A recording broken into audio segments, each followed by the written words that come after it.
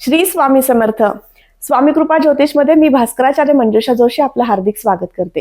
आज आपण समजून घेणार आहोत वृषभ राशीच्या जातकांना जानेवारी 2026 नूतन वर्षातील प्रथम महिना कसा असणार आहे. सर्वप्रथम आपणा सर्वांना नवीन वर्षाच्या मनपूर्वक हार्दिक शुभेच्छा देऊन माहितीला सुरुवात करते.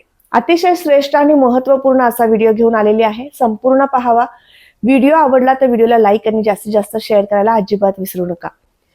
तुमची रास वृषभ आहे. जीवनामध्ये चढउतार सातत्याने होत आहेत. याचं कारण म्हणजे काही महिन्यांपूर्वी जे गुरुदेवांचं गोचर तृतीय भावातनं झालं, त्यामुळे अधिक परिश्रम आणि त्या माध्यमातून प्रसिद्धी असे शुभ संकेत आले. 5 डिसेंबर पासून गुरु महाराजांचं गोचर तुमच्या राशीपत्रिकेतील धनस्थानातनं होण्यास सुरुवात झालेली आहे. मिथुन राशीतील गुरु महाराज तुमच्या जीवनामध्ये काय प्रगती घेऊन येतील किंवा कसे शुभ संकेत आणतील आणि त्याचबरोबर 4 ग्रहांचा भाग्यस्थानातनं होणारा योग तुमच्यासाठी कोणती संधी उपलब्ध करून देईल याबद्दल आपण आता प्रथम समजून घेऊया. तुमच्या व्यक्तिमत्वाच्या दृष्टीने समजून घेताना सांगू इच्छिते. प्रथम भावामध्ये असणारी शुक्रदेवांची रास. शुक्रांचं गोचर भाग्यातनं होतंय. मित्र राशीतनं भाग्यस्थानातनं शुक्रदेवांचं गोचर अतिशय उत्तम फलदायी ठरतं तुमच्या व्यक्तिमत्वाच्या विकासासाठी. तुमच्या जीवनामध्ये आनंद उत्साह वर्धन करून देण्यासाठी अतिशय उत्तम कालावधी हा संपूर्ण महिना दर्शवत आहे. त्यामध्ये 12 जानेवारी नंतर अतिशय विशेष बदल परिवर्तन, अधिक उत्साह, अधिक कामामध्ये तुम्ही दिसणार आहात, परिश्रम अधिक तुमच्याकडनं घडणार आहेत. या पद्धतीने ग्रहांची स्थिती आहे. धनस्थानाकडे जाऊयात. धनस्थानामध्ये असणारी मिथुन रास. या ठिकाणी गुरुदेवांचं गोचर आहे. सुरुवातीला सांगितल्याप्रमाणे गुरुदेव तुमच्याकडनं विशिष्ट कार्यांसाठी मोठ्या गुंतवणुकीची संधी उपलब्ध करून देतील आणि त्या माध्यमातून मोठ्या प्रमाणात असणाऱ्या गुंतवणुकी प्रत्येक कार्यक्षेत्रामध्ये यशदायी अशा ठरणार आहेत.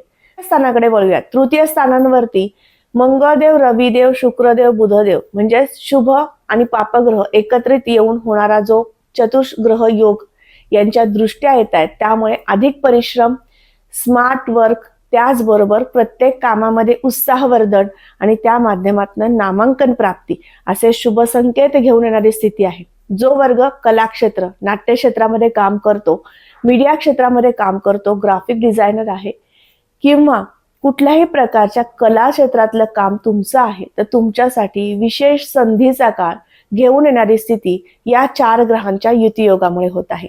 त्यामुळे तुमच्या तृतीय भावामध्ये येणाऱ्या दृष्ट्यांचे शुभफळ तुम्हाला प्राप्त करून घेता येऊ शकतं. त्यासाठी तुम्हाला कार्यक्षम व्हायचं आहे. चतुर्थ स्थानाकडे जाऊया. चौथ्या घरामध्ये असणारी सिंह राशी. रविदेवांचं गोचर भाग्यातनं होत आहे. त्यामुळे वास्तू आणि वाहन खरेदीसाठी शुभ संकेताचा हा महिना आहे. रविदेव मंगळयुक्त गोचर करतात, त्यावेळेस जमिनी खरेदीचे योग आणतात. त्यामुळे मोकळी जमीन, शेत जमीन तुम्हाला खरेदी करायची आहे. अर्थात तुम्ही जर रिअल इस्टेटमध्ये काम करताय तर तुमच्यासाठी सुद्धा आणि तसेच ज्या वर्गाला जमीन खरेदी करायची अशा सगळ्यांसाठी अतिशय शुभ संकेताचा हा महिना आहे. या महिन्यात केलेली प्रॉपर्टी खरेदी तुमच्यासाठी लाभदायक ठरू शकेल. राशीपत्रिकेतील चतुर्थ स्थानावरनं सर्व प्रकारचे सुखे आणि मातृसुख पाहिलं जातं. या सर्व दृष्टीने सुद्धा भाग्यस्थानातील रविदेव तुम्हाला भरभरून सुख प्रदान करून देणार आहेत संपूर्ण महिनाभर. पंचम स्थानाकडे जाऊयात. 5वं घर शिक्षण, संतती आणि प्रेम प्रणय दर्शवतं. पंचम स्थानाचे अधिपती बुधदेव होतात.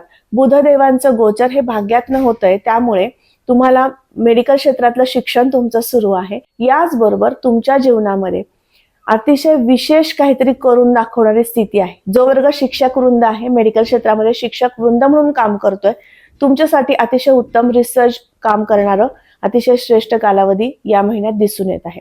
राशीपत्रिकेतील पंचमावरनं संतान योग पण पाहिला जातो आणि संतती सुख पण पाहिलं जातं. परंतु संतान योग पाहताना तुमची जन्मलग्न कुंडली हाताळणं महत्वाचं ठरतं. परंतु संतती सौख्य मात्र आपण राशी कुंडलीनुसार जाणून घेऊ शकतो.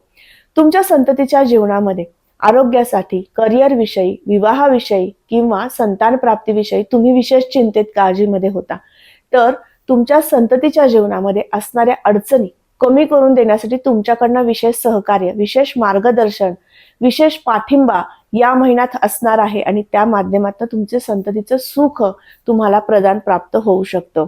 त्याचबरोबर शिक्षणामध्ये आणखीन एक विशेष सांगायचं झाल्यास कला क्षेत्रामधलं शिक्षण सुरू करायचंय, गायन वादन नृत्य या संदर्भातलं शिक्षण घ्यायचंय किंवा स्पर्धा परीक्षेची तयारी करायची आहे, तर या सगळ्यांसाठी उत्तम योग आहेत. कारण भाग्यस्थानातील रविदेव, मंगळदेव, बुधदेव आणि शुक्रदेव युती करतात, त्यावेळेस विशेष चांगलीच फळे देत असतात.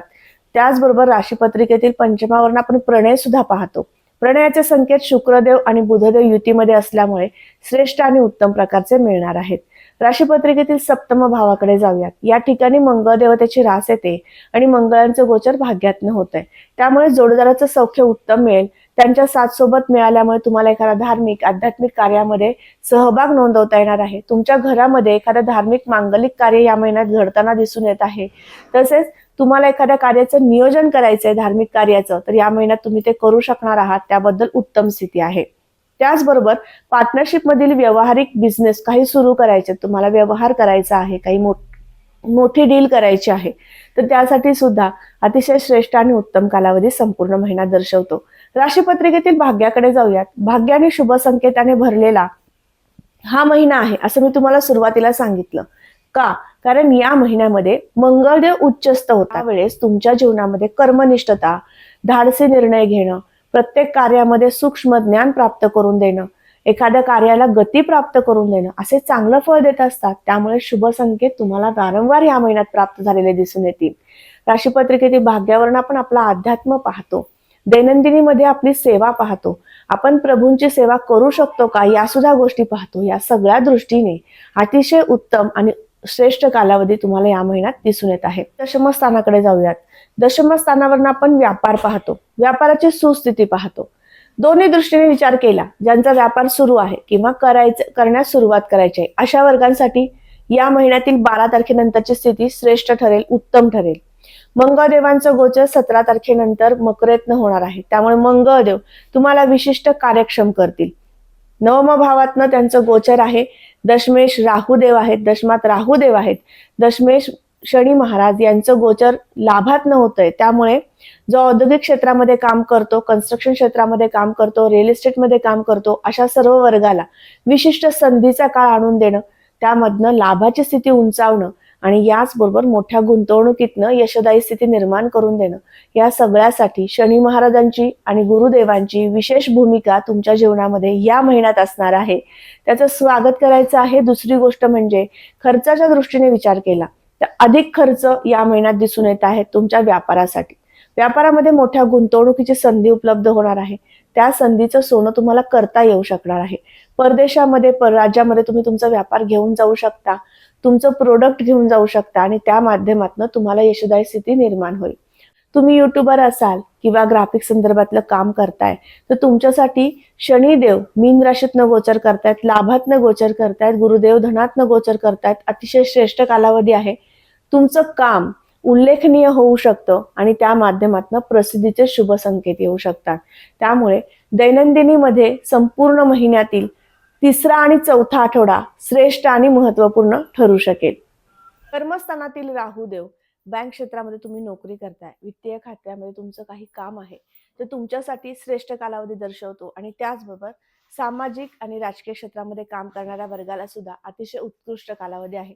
कर्मस्थानात ज्यावेळेस राहुदेव येतात त्यावेळेस तुमच्याकडनं उत्तम कार्य करून घेतात. आर्किटेक्ट आहात किंवा बिझनेस मॅनेजमेंट तुम्ही करताय, तर तुमच्यासाठी सुद्धा राहुदेवांची शततारका नक्षत्रातील कुंभ राशीतील स्थिती अतिशय श्रेष्ठ आहे.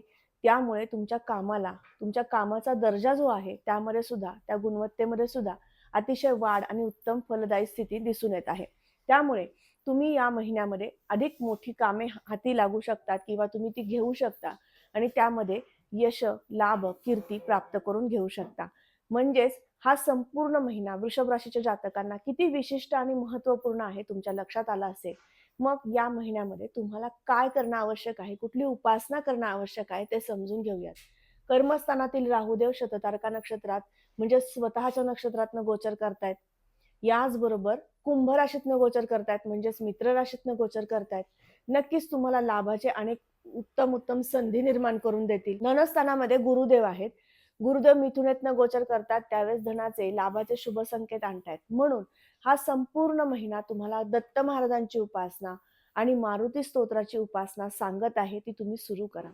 जेणेकरून तुमच्या जीवनामध्ये उत्कर्ष, आनंद, प्रगती, मात्र तुमच्या प्रत्येक कामामध्ये यशदायी स्थिती निर्माण झालेली दिसून येईल. आपण समजून घेतलं वृषभ राशीच्या जातकांना संपूर्ण जानेवारी महिना कसा असणार आहे.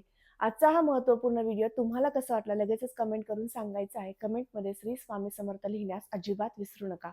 तुम्ही आपल्या चॅनलवर नवीन असाल लगेच चॅनलला सबस्क्राईब करा, बेल आयकॉनला क्लिक करा. पुन्हा भेटूयात अशाच माहितीसह. तोपर्यंत तुमच्या दैनंदिन जीवनशैली व्यतीत करताना ज्या काही अडचणी येत आहेत त्यातनं मार्गदर्शन हवं असेल मला व्हॉट्सअप नंबरवरती व्हॉट्सअप करायचं आहे. त्यावरती जन्मतारीख, वेळ, जन्मठिकाण ही माहिती नोंदवायची आहे आणि अपॉइंटमेंट बुक करायची आहे. जास्तीत जास्त व्हॉट्सअपचंच माध्यम निवडा असा तुम्हाला सल्ला देण्यात येत आहे. पुन्हा भेटूयात अशाच माहितीसह. तोपर्यंत आत्ता आपली रजा घेते. श्री स्वामी समर्थ. जय जय स्वामी समर्थ. रामकृष्ण हरी.